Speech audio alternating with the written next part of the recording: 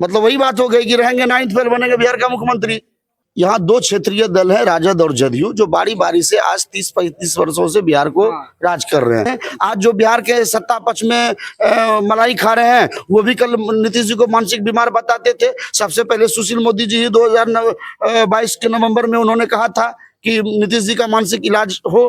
अच्छा। चिराग पासवान जी का डिमांड था। अब देख ही रहे क्या अनाप शनाप बक देते हैं, क्या बोल देते हैं, उनको भुंजा पार्टी में क्या खिलाया जाता है। हाँ। ये उसका दुष्परिणाम है कि राष्ट्रगान का वो सम्मान नहीं कर पा रहे हैं। तो बिहार के लोगों की भावनाओं का क्या ही कद्र करेंगे, आप बताइए। नमस्कार, आप देख रहे हैं सनपी न्यूज इंडिया बिहार। मैं आपके साथ रोहित बबुआ। अभी इस वक्त मौजूद हैं हम बिहार के मुंगेर जिला स्थित तारापुर विधानसभा में। जैसा कि आप लोग जान रहे हैं, बिहार में एक नया, कह सकते हैं कि कितनों को प्रधानमंत्री और मुख्यमंत्री कई राज्यों में बना चुके हैं, वो है प्रशांत किशोर, जिनका पार्टी है जन सुराज। मुंगेर के जिला युवा अध्यक्ष हमारे साथ मौजूद हैं। इनसे जानेंगे कि आखिर क्यों जन सुराज को ज्वाइन करना चाहिए, वोट क्यों देना चाहिए जन सुराज को, क्या है जन सुराज, वो जानने का प्रयास करेंगे। नमस्कार, स्वागत है सर। जी, SNP न्यूज को बहुत बहुत आभार कि आपने जनसुराज के युवा अध्यक्ष को मौका दिया है, और आपके दर्शकों का विशेष अभिनंदन कि वो जनसुराज को सुने, जनसुराज के कार्यक्रम को समझे, और अगर लगता है उनको कि जनसुराज सही बात कर रहा है तो वो जनसुराज के साथ अपनी भागीदारी भी सुनिश्चित करें। सबसे पहले बताएंगे कि जन सुराज के अंतर्गत अभी कितनी यात्राएं चल रही हैं? देखिए, जनसुराज जो एक राजनीतिक दल के रूप में स्थापित हुआ है, ये हमारा 2 अक्टूबर 2024 को हुआ है। ठीक है, उसके पहले 2022 2 अक्टूबर से गांधी भितरवा आश्रम से हम लोगों ने, हमारे प्रणेता प्रशांत जी, जन जागरूकता के लिए बिहार की बदहाली को दूर करने का जो एक नया राष्ट्र अभियान उन्होंने छेड़ा है, उस विषय को लेकर के वो पदयात्रा 2 साल पहले से बिहार के गली गली, सड़क चौराहा, नगर, प्रखंड, जिला, सब वो धूल फांक रहे हैं। वो अभी हमारा एक उद्घोष यात्रा चल रहा है, हमारा जनसुराज के प्रचार प्रसार के लिए। हम 11 अप्रैल को गांधी मैदान में बिहार के बदलाव के लिए बहुत बड़ी रैली करने जा रहे हैं।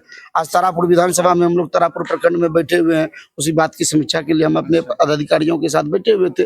तो बहुत तरह का कार्यक्रम चल रहा है, अलग अलग लेवल पर चल रहा है, और मकसद एक ही है कि जनसुराज की भावनाओं से बिहार के लोगों को अवगत कराया जाए और बिहार में बदलाव की एक बड़ी लकीर खींची जाए। मकसद की जहां तक बात है, सबसे बड़ी मकसद तो बिहार विधानसभा का चुनाव है इस बार।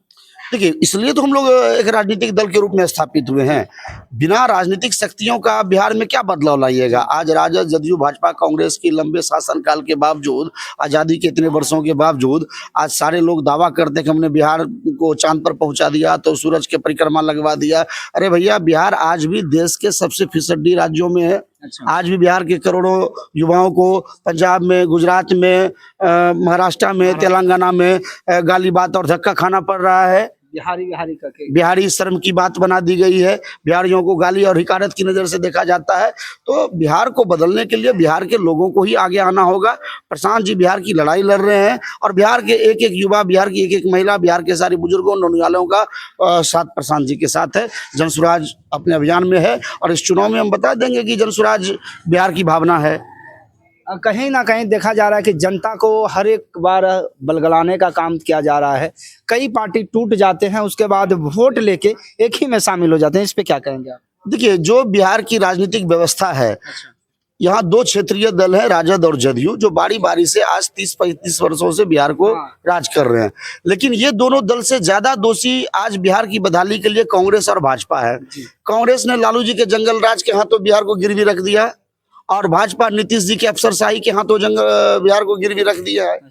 तो ये चारों दल बिहार को सिर्फ लूटने खसोटने का काम किए हैं। आज बिहार विकास के पैमाने पर सबसे फिसड्डी है।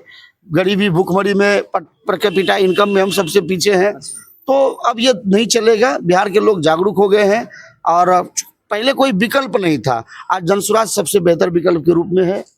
बिहार के मुख्यमंत्री नीतीश कुमार को किस तरह से देखते हैं, उनका रवैया जो आजकल रह रहा है? देखिए, व्यक्तिगत नीतीश जी के प्रति एक बिहारी होने के नाते सम्मान है, क्योंकि नीतीश जी का बिहार के प्रति बहुत बड़ा योगदान रहा है, एक औरा रहा है उनका। देश के बड़े नेताओं में से रहे हैं, और बिहार जब पूरी तरह छत बिछत हो चुका था, तो नीतीश जी ने बिहार को संवारा है। 2005 से 2010 का जो वो एरा रहा है, वो स्वर्णिम एरा रहा है। लेकिन आज के हालात, के रूप में आज के वर्तमान परिस्थिति में नीतीश जी मेंटली रिटायर्ड आदमी हैं अच्छा। और फिजिकली टायर्ड आदमी हैं। आज उनकी मानसिक अवस्था इस स्तर की नहीं रह गई है कि एज ए मुख्यमंत्री वो बिहार को लीड करें। आप देख ही रहे क्या अनाप शनाप बक देते हैं, क्या बोल देते हैं, उनको भुंजा पार्टी में क्या खिलाया जाता है। हाँ। ये उसका दुष्परिणाम है कि राष्ट्रगान का वो सम्मान नहीं कर पा रहे हैं। तो बिहार के लोगों की भावनाओं का क्या ही कद्र करेंगे, आप बताइए। बिहार का एक बच्चा भी अगर होगा तो वो राष्ट्रगान के समय में एक इधर से उधर नहीं करेगा। एक बिहार का मुख्यमंत्री होके एक बच्चा की तरह हरकत करते हुए नजर आते हैं। देखिए, इस विषय पर नीतीश कुमार जी के साथ हम लोगों की सहानुभूति है। मैं ये दावे के साथ कह सकता हूँ, नीतीश जी जानबूझ करके ऐसा गलती नहीं किए होंगे, लेकिन उनकी मानसिक अवस्था इस स्तर की नहीं है। एक साजिश उनके साथ हो रहा है। जनसुराज तो डिमांड करता है ना भाई कि आप नीतीश जी का हेल्थ बुलेटिन जारी करो। सरकार को हमारे मुख्यमंत्री की मानसिक अवस्था किस लेवल पर है, आप बिहार के लोगों को जानने का हक है। हम एक मानसिक परेशान व्यक्ति को क्यों बिहार को लीड करने दें? तो बिहार के विपक्ष भी सवाल खड़ा करते हैं। आज जो बिहार के सत्ता पक्ष में मलाई खा रहे हैं, वो भी कल नीतीश जी को मानसिक बीमार बताते थे। सबसे पहले सुशील मोदी जी 2022 के नवंबर में उन्होंने कहा था कि नीतीश जी का मानसिक इलाज हो। अच्छा। चिराग पासवान जी का डिमांड था। तो हमारे प्रशांत जी कहते हैं कि अगर आज मुख्यमंत्री जी फिट हैं, मेंटली फिट हैं, तो अपने मंत्रिमंडल के साथियों का नाम बता दे कि कौन सा विभाग किस मंत्री के पास है, हम मान जाएंगे वो मेंटली फिट है। अच्छा। तो ये तो करना चाहिए, सरकार को जवाब देना चाहिए इस विषय पर। हेल्थ बुलेटिन जारी हो उनका, मेंटल हेल्थ बुलेटिन। एक तरफ देखा जाता है कि महिलाओं की सम्मान का बात करते हैं, वहीं महिलाओं के प्रति अभद्र भाषा का भी प्रयोग करते हैं। अब इससे ज्यादा दुर्दिन क्या होगा? महिलाओं की राजनीति की बतिया करके उन्होंने बिहार में शराबबंदी किया और घर घर होम डिलीवरी करवा दिया। शराब की दुकानें सिर्फ बंद हो गई कमाई चालू। और बिहार के पुलिस के वाहनों से शराब की बिक्री चालू हो गई। कमाई तो छोड़िए, कमाई का तो 24,000 करोड़ रुपया जो बिहार के भलाई के लिए, बिहार की तरक्की के लिए लगता, आज आपने उसको ब्लैक मनी में कन्वर्ट करके माफियाओं के पैकेट में डलवा दिया और बिहार को इतनी बड़ी क्षति आपने दे दिया। आज आपको गांधी की याद आने लगी। गांधी जी ने कब कहा था कि कानून बना करके शराबबंदी लागू कर दो, और गांधी जी का ही बात मानना है तो पूरे देश में शराबबंदी हो। क्या बिहार के शराबबंदी से बिहार का क्या भला हो रहा है? आज हमारे बच्चे को सबसे बड़ा रोजगार मिल गया कि शराब का जो है डिलीवरी करते जाओ।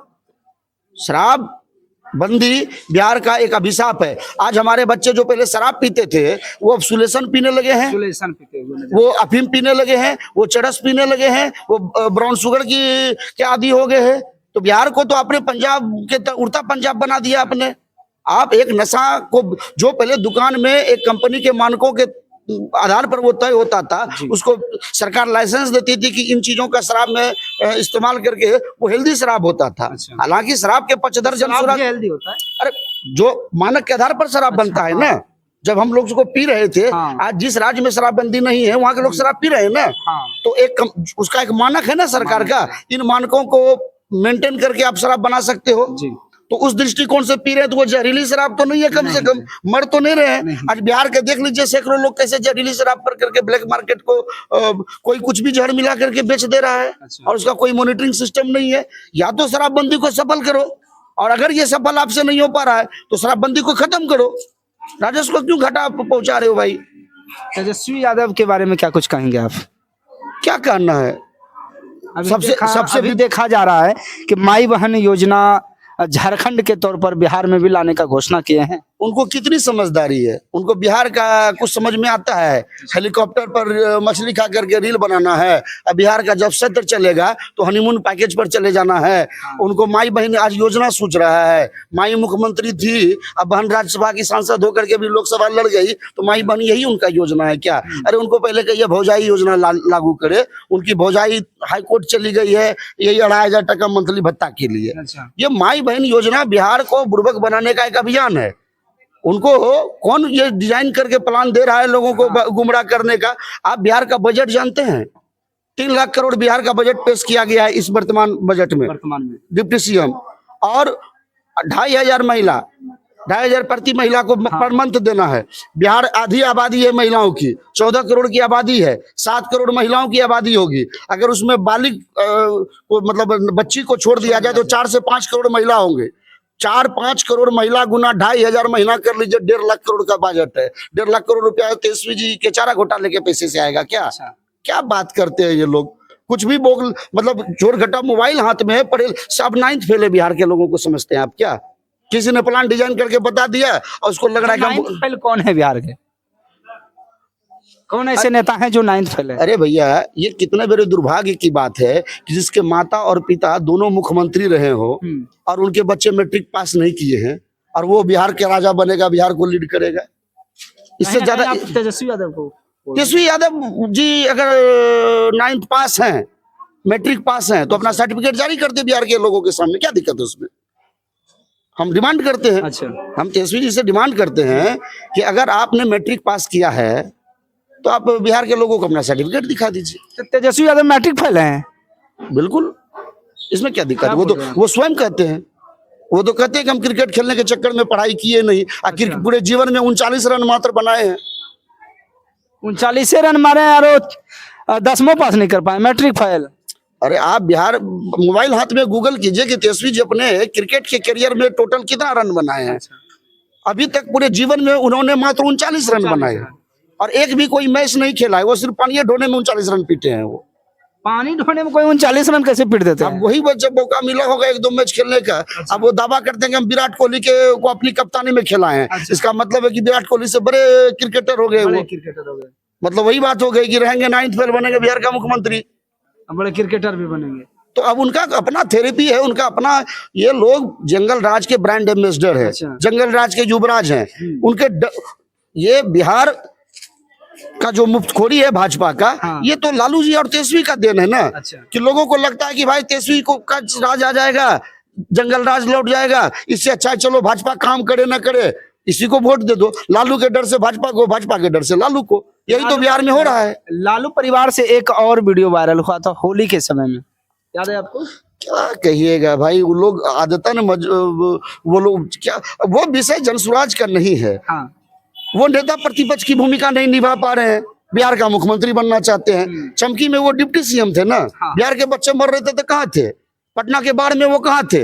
कोरोना में जब बिहार के एक लोग के पैर में छाले पड़ रहे थे तो तेजस्वी जी कहाँ थे? आज बिहार अपराध के कौन सा कोई लोग सुरक्षित है क्या?